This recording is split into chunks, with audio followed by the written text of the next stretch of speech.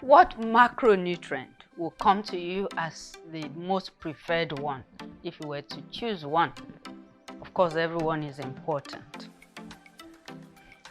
This is a question we are faced with over and over again, whether you know about nutrition or you don't. And so today we'll be talking about a very important macronutrient. And the macronutrient I'm referring to is protein. I'm sure we've all known about protein before. We know that you can get protein from animals, including fish and eggs and meat, diverse types of meat, even vegetables. You can get protein from them. But generally, we classify protein into two broad categories. We look at protein from animal sources, and we look at protein from plant-based sources. Without too much bias, the plant-based protein seem to be preferred. But that's, you can see me hesitating. That is because I will still want you to eat animal-based protein. And so it is important to know that variety is still what will stand us in good stead, even in choosing the protein that we eat. Protein is a building block for our muscles and different parts of our bodies. If you see someone who is wasting, you see how limp the arms are. You see the arms are just falling beside as he's going. Chances are the person doesn't have enough protein to build the muscle. So it is important that we have enough protein in our meals.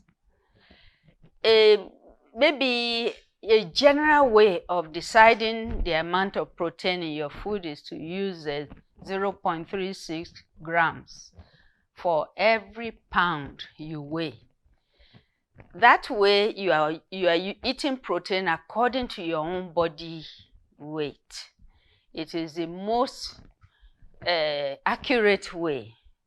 Having said that, let me quickly say that all of us don't need the same amount of protein. We all need different amounts of protein. But the important thing is to know that we need protein to build our muscles and other parts of our bodies. And we will go further to talk about other things that the protein does. In fact, it's amazing what protein does for the body. And it is so important. And proteins consist of amino acids.